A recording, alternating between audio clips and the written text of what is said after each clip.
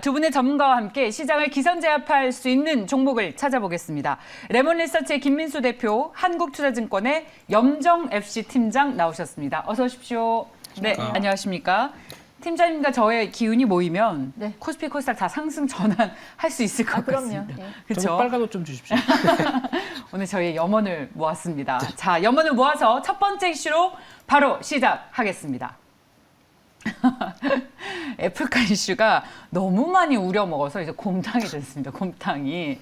자, 이제 애플카가 많은 완성차 업체들과 협력하겠다고 했지만 결국 얘기가 잘 안 된 것 같죠. 스스로 자동차를 만들겠다고 합니다. 그런데 오늘 LG전자가 많이 오르는 것을 보니까 이런 호재를 받는 것인지 우리가 분석을 해볼 필요가 있겠는데 두 분께서는 어떤 의견을 가지고 계신지 먼저 보겠습니다. 네, 자, 호재가 될 것이다 라는 말씀이신데요. 자, 먼저 김민수 대표께 여쭤보겠습니다. 곰탕이 몸에도 좋고 맛도 좋고. 네, 그렇죠? 애플 곰탕인가요? 네. 그래서 지금 보면은 LG전자의 급등세는 이제 애플카랑은 관계가 없다고 봐야 될 것 같습니다. 그렇습니까? 위탁 생산이나 여러 가지 부분들은 아닌 것 같고, 애플이 독자 생산한다고 하는데 독자 생산할 능력이 되나요? 애플이? 네, 제가 보기엔 팍스콘이나 어떤 마진을 많이 박하게 해주는 하청업체를 뭔가 찾은 게 아닐까.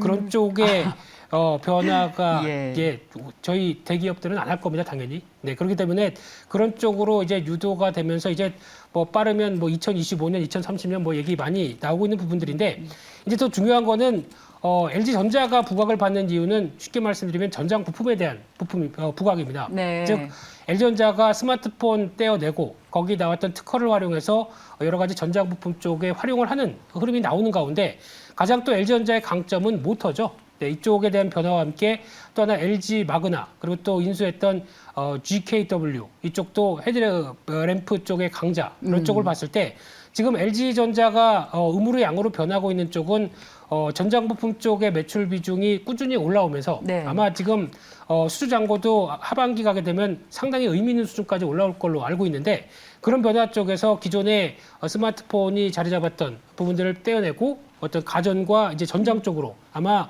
내년 정도면 이게 쌍두마차 쪽으로 역할을 크게 나올 걸로 보여지고 있는데 네. 그에 따른 변화가 아무래도 여기 가세가 된다고 봐야 될 것 같고요. 그런 쪽에서 어떤 저점을 다지면서 움직이는 LG전자의 변화다라고 하게 되면 추가적인 반등은 더 무게를 둘 법한 쪽인데 지금 시장에서 보게 되면 전기차, 2차 전지 조금 더 나간 수소 네. 이쪽 아니면은 그렇습니다. 약간 모멘텀이 없는 상황들이죠. 맞습니다. 그러니까 그에 가깝게 움직인다라고 했을 때 가전 쪽 말고 전장 부품을 계속 보자라는 입장으로 말씀을 드려야 될 것 같고요. 조금 하나만 더 말씀드리면 네. 삼성도 저는 변할 것 같습니다. 아, 그렇습니까? 삼성이 지금 M&A 가지고 이슈가 상당히 많은데 기존에 말씀드렸듯이 정체되어 있는 하만을 필두로 해서 이번에 M&A 대상은 전장 쪽이 될 거라고 생각하고 있고요. 그럼 아마 이쪽에 대한 변화를 또 같이 이끄는 흐름이 될 거로 생각되고 있기 때문에 그 부분도 한번 확인하셨으면 좋겠습니다. LG전자가 바닥 다지는 겁니까? 바닥 다지고 있는 겁니까? 딱 그래 보이는데요. 아, 그렇습니까? 네. 네, 알겠습니다. 그런 호재였으면 좋겠습니다. 애플카 이슈와 관계없다라고 말씀하시면서 다른 이슈로 분석을 해주셨는데 저희는 이런 걸 기대하고 있습니다. 애플이 차를 직접 만들면 핵심 부품을 LG전자, LG이노텍 그리고 우리 회사의 배터리 회사들에게서 좀 사가지 않을까라는 기대를 좀 하고 있는 부분인데요. 염정 팀장께서는 어떻게 분석하십니까? 네, 애플 곰탕에 5를 줬습니다. 네. 질문에. 네. 그리고 이제 애플카 같은 경우에 사실 말씀드린 대로 곰탕이다. 계속해서 이제 우려먹는다. 네. LG전자와 옆에서 계속 이제 관련된 이야기가 나오는데 네.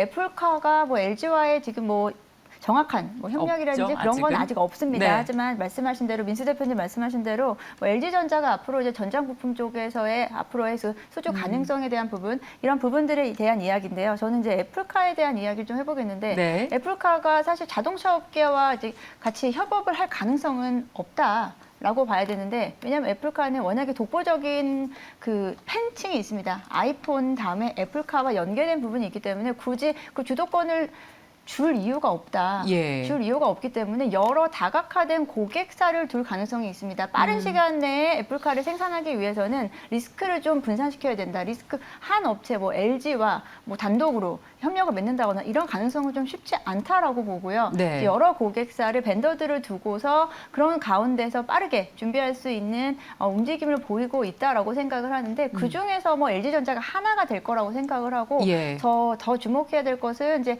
애플카는 다른 뭐 전기차 업체와 비교를 한다면 굳이 비교를 한다면 비교 우위에 있는 게 자율주행일 겁니다. 자율주행. 네, 자율주행 쪽을 좀 더 포커스를 맞출 것이고 그렇게 예. 된다면은 LG 이노텍을 더 중점적으로 생각을 해봐야 될 것 같고요. 이미 이제 아이폰으로 카메라 모듈을 공급하고 있는 LG 이노텍이 가장 좀 확실한 공급처가 되지 않을까라고 생각을 하고 이런 게 뭐 어떻게 보면 2025년 뭐 빠르면 빠르고 느리면 느리다고 할 수 있는데 이게 실현 가능할 수 있을지 여부는 더 지켜봐야 되는 부분이 있고 이제 LG전자 쪽에서 또 한 가지 또 이야기할 수 있는 부분은 네. 이제 부품 쪽 전장 부품 쪽에 대한 이야기도 있겠지만 LG전자가 또 특허를 준비하는 게 예. 자동차의 제어 시스템입니다. 예. 자동차 제어 시스템에서 이게 자율주행과 좀 접목을 시켜가지고 그쪽에서도 LG전자가 예. LG 이노텍이 애플과 같이 협업할 수 있는 부분이 그 여지가 좀 있다. 가능성에 대한 부분을 좀 열어둘 수 있다 정도로 생각을 하고 LG전자가 뭐 최근에 말씀하신 대로 지금 이제 바닥을 좀 다지고 있다. 일단 13만 8천 원을 좀 저점으로 바닥을 좀 딛고 다시 일어서는 부분이 있기 때문에 네. 지금은 뭐 그렇게 부담스럽지 않은 주가 수준이라고 생각을 하고요. 저는 이제 전고점이 한 17만 원대 정도, 18만 원대 정도 되는데 네. 그 정도까지는 다시 한번 좀 반등할 수 있을 거다라고 좀 생각을 하고 오늘 오 드렸습니다. 지금쯤 슬슬 이제 담아가도 되는 자리입니까? 근데 뭐 사실 지금 담아간다고 해서 반등에 대한 좀 확신은 하긴 좀 어렵습니다. 아, 그렇습니까? 오늘 이제 애플카 이슈가 같이 나오면서 오늘 또 다시 이제 4%대 지금 상승을 보이고 있는데요. 이 부분이 계속해서 쭉쭉 치고 올라가려면 좀 확실한 모멘텀, 확실한 좀 계약 체결이라든지 이런 부분이 나와야 되는데 그렇게 쉽게 가지 않고 있는 애플인 것 같습니다. 그렇습니다. 자, 말씀하신 것처럼 저희는 오늘 아무래도 여러 가지 이슈가 있겠습니다만 애플이 차를 직접 만들기로 하면서 핵심 부품을 아마 우리 기업들에게서 사갈 것이다라는 이슈로 좀 확대 해석을 하면서 주가도 탄력을 받고 있습니다. 4% 넘게 오른 14만 7,500원. 두 분 모두 앞으로 전장 사업 부분에 대한 기대를 가지고 계셨습니다. 자, 다음 이슈로 넘어가겠습니다. 다음 보겠습니다. 네. 메리츠 삼총사가 요즘 시장 대비 흐름이 강합니다. 자, 볼까요? 메리츠 관련주들의 흐름을 한번 보시죠. 메리츠 그룹주들, 네, 어떤 흐름을 보이고 있는지, 네, 두 분의 의견부터 보겠습니다. 앞으로 추가 상승이 가능할까요? 자, 먼저, 네, 김민수 대표께 여쭤보겠습니다.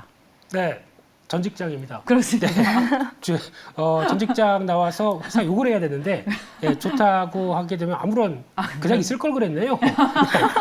근데 실적이 너무 좋고 네. 다른 증권사와 완전히 차별화되는 회사예요. 네, 예. 부럽습니다. 네. 재직 여러분 부럽습니다. 근데 중요한 부분이 일단 메리츠 금융지주를 필두로 해서 메리츠 화재, 예. 증권은 약간 속도가 좀 더디죠. 네. 그런 쪽으로 봤을 때 증권은 약간 좀 어느 정도 그동안의 수익원의 가장 컸던 부동산 관련된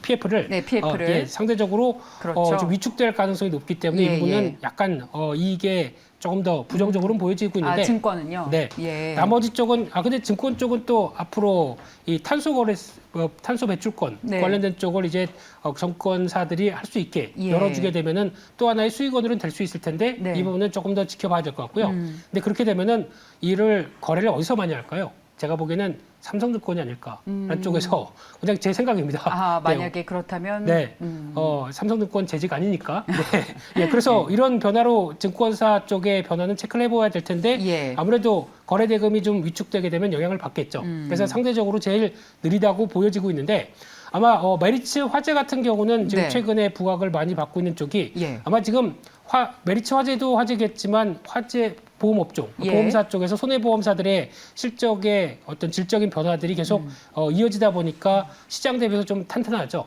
같은 금융주 내에서도 계속 돋보인다라는 관점 쪽으로 바라보고 있는데 하지만 이제 주가가 이렇게 가장 크게 오르는 이유는 대표적으로 저평가에 대한 여러 가지 흐름을 계속 보고 있다는 쪽이 아닐까 생각되고 있는데 네. 지금 주가가 이렇게 올랐다고 하더라도 지금 기준으로 보게 되면 올해 예상 베이스로 봤을 때 PER 기준으로 7.5배입니다. 예. 그리고 PBR이 1.2배. 그러면 이 정도라고 하게 되면 아무래도 어느 정도 그동안 상당히 저평가가 심화됐던 부분들이 반영이 됐다고 봐야 되겠죠. 네. 그런 쪽으로 바라봤을 때 제가 느끼는 거는 메리츠 금융지주입니다.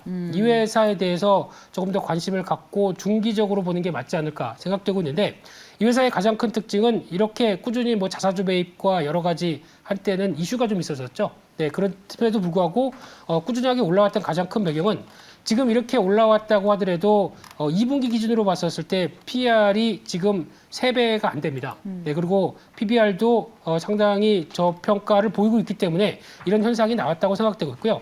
그런데 보통 이런 패턴에서 내가 사면 딱 고점이 될 가능성이 높습니다. 네. 그렇기 때문에 일단 잘 가는구나 생각하셨다가 어느 순간인가 차익 매물 나오면서 조정 나온다라고 하게 되면 그때를 노려보는 게 좋을 것 같고요. 네. 그러면 제가 보기에는 약 한 37,000원대 밑에 정도쯤에서 어느 정도 조정이 나온다. 특히 이렇게 꾸준히 가다가 한번 조정폭 나오게 되면 2, 3일 또 강하게 나올 수가 있기 때문에 예. 그 정도를 맞춰서 대응해 보시면 좋겠다는 쪽에서 그냥 메리츠 금융 쪽으로 한정지어서 말씀드리고 싶습니다. 네, 말씀 잘 들었습니다. 메리츠 같은 경우에는 저도 이 부동산 금융하는 아주 그 우수한 인텔리들이 메리츠 금융 지주그룹으로 많이 이동을 했습니다. 네, IB 쪽과 맞습니다. 네, PF가 강한데 맞습니다. IB 하다가 죄송합니다. 예, 여기 와 있습니다. 네. 그래서 사실 그 제 주위의 어떤 인력풀의 이동만 봐도 이 회사 점점 기대가 되는데라고 했는데 분명히 이것이 또 주가로 바로바로 반영이 되고 있습니다. 염정 팀장님께서는 어떻게 보십니까? 특히 이 메리츠 그룹주가 배당을 축소했는데 투자 매력이 좀 변화한 겁니까? 저는 뭐 사실 메리츠 아직 내부적인 건 사실 잘 모릅니다. 네. 지금처럼 내부적인 내용은 네. 잘 모르지만 예. 최근에 뭐 상승세가 계속해서 이어지고 있고 사실 어떻게 보면 숨은 강자인 것 같습니다. 그렇습니다. 주식시장에서 이제 자사주 매입에 대한 이야기가 나오면서 이제 배당 성향 이야기 같이 말씀을 좀 드리면 일단 배당 성향이 워낙에 좀 높았습니다. 네. 지난 3년간 배당 성향이 메리츠 금융지주 같은 경우는 66%? 이거 진짜 맞습니까? 맞아요. 네. 맞으면 무조건 여기다 투자를 해야겠네요. 배당 성향이 배당 성향이 높고 팩트 체크하신 겁니까? 네, 이 정도를 일단 배당 성향이 좀 높은데 이제 이 예. 부분을 좀 줄이겠다라는 부분에서 단기적으로 좀 조정이 좀 나왔었는데요. 또 이런 부분에서 사실 주주들을 또 달리기 위한 정책이 또 자사주 매입을 한 다음에 다시 소각을 하겠다. 네. 그러면서 주주 가치를 좀 제고하겠다. 이런 부분에서 계속해서 이제 주주 친화적인 성향을 계속 보이기 때문에 예. 기존 주주들이 굳이 뭐 이런 어려운 장 속에서 다 배당 성향 높고 그리고 주주 친화적인 정책을 하는 이런 종목에 굳이 다른 종목을 선택할 이유가 없다. 금융주 맞습니다. 중에서 선택을 한다면 좀 숨은 강자가 되지 않겠냐라는 부분이고요. 또 앞서서도 말씀하셨듯이 금융 지주 쪽에 대한 부분은 괜찮다고 보지만 이제 증권과 이제 화재 쪽은 좀 이야기를 해봐야겠는데요. 메리츠 화재 같은 경우에는 최근에 사실 코로나19로 인해서 거래 이동량 자체가 줄었기 때문에 네. 손해율이 좀 줄어들었습니다. 손해율에 대한 부분에서 줄어들고 그런 부분에서 보험사들이 업황이 개선되는 부분이기 때문에 이런 부분은 다시 좀 원상복귀될 가능성이 좀 있다라는 부분. 어떻게 보면 코로나의 수혜를 받고 있는 이제 화재 쪽 그리고 생명 쪽, 이제 보험사 쪽이 일정 부분 단기적으로 좀 수혜를 받았다, 실적 면에서 수혜를 받았다라고 볼 수 있고요. 증권 쪽에 대한 부분은 말씀하셨듯이 뭐 탄소 배출권에 대한 거래 이 부분은 아직은 조금 먼 이야기지 않을까 싶습니다. 그리고 이제 증권사가 메리츠 증권이 2분기에 사실 거의 이제 최대 실적을 좀 발표를 했었는데요. 뭐 모든 증권사가 워낙에 2분기 실적이 좋았던 부분은 이제 거래량 증가, 증권 시장의 이제 거래량 증가와 그리고 IPO 쪽으로의 실적이 좀 늘어난 부분이 있는데 메리츠 증권 쪽은 좀 사실 그 부분이 좀 약하다는 부분에서 네. 실적 면에서는 조금은 좀 둔화되지 않을까라고 좀 생각을 합니다. 네, 잘 들었습니다. 자, 메리츠 금융그룹 오늘 전반적으로 다 살펴봤고요. 투자 매력이 있다는 결론까지 내봤습니다. 다음 보겠습니다. 자, 여행주입니다. 오늘 이 항공주들의 흐름이 시장 대비 좋죠. 여행과 레저 관련주. 여전히 그 델타 변이 바이러스 때문에 부침은 있습니다만 앞으로 위드 코로나가 대세가 될 만큼 버려서는 안 될 카드 일지 두 분의 의견 보겠습니다. 그렇다고 합니다. 버리지 마십시오. 자, 대표님. 네. 계속 가져가면 될까요? 포트폴리오에 하나 정도는? 네, 가져가실 때 이게 지금 네. 실적의 반영이 아닙니다. 예, 맞습니다. 기대감의 발현이라고 해야 될 것 같고요. 마찬가지로 이런 식으로 갔다가 기대감이 나왔다가 오히려 위드 코로나가 뭐 확정되거나 그렇죠. 그렇게 되면 일단 그때는 또 차익 매물이 나올 수 있겠죠. 그런 어떤 이벤트와 관련된 쪽으로 해석하시면 될 것 같은데 그런 쪽에서 지금 최근 들어서 하나 투어보다 모두 투어가 약간 수급이나 좀 동향들이 더 강하진 않나 싶은데 예. 큰 의미 없다고 생각되고 있고요. 그런 쪽에서 최근에 항공주들 쪽, LCC 쪽, 특히 아시아나항공이 대한항공보다 어떤 자본금 측면에서 또 편입됐을 때 상대적으로 유리하다라는 측면 쪽에서 좀 강했던 측면들인데, 근데 그렇게 급등한 종목들은 일단 좀 타이밍을 기다려야 될 것 같고요. 네. LCC도 이제 이번에 하반기 때 유상증자까지 다 지나가면서 자본금 보완이 마무리됐을 때 예. 그때는 조금 더 기대감이 높지 않을까 싶은데 지금은 그 과정 같고요. 그렇군요. 그렇게 되면 이제 여행주 중에서 한 종목은 그냥 롯데관광개발 보고 있습니다. 네. 이쪽이 그나마 가장 탄력적으로 어떤 실적 변화와 함께 나올 가능성이 높지 않을까 싶은데, 그런 쪽에서 대표적인 특히 카지노 쪽이 본격적으로 회복되기 시작하고 예. 어떤 여행 쪽의 본격적인 흐름들이 반영됐었을 때 네.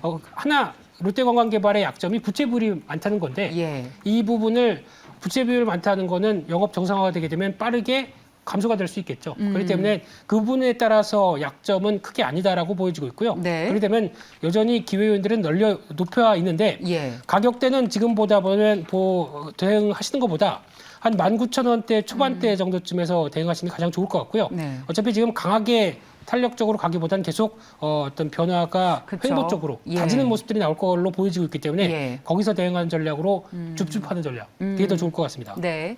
조금 더 호흡을 길게 가져가셔야 할 것 같습니다. 이 변이 바이러스 이슈에 따라서 좀 부침이 어쩔 수 없이 생기지 않았습니까? 그리고 오히려 위드 코로나가 시작이 되면 매물출의 가능성도 염두하라는 말씀 들어봤고, 염정 팀장님께서는 어떠세요? 지금 위드 코로나 기다리면서 하나 정도는 가져가는 게 좋겠습니까? 그죠. 아니면 좀 더 기다릴까요? 지금 조금씩은 관심을 가져도 되는 시점이라고 생각을 하고, 일단 추석 연휴가 지나면 위드 코로나에 대한 발표가 좀 나오지 않을까라고 생각이 들고요.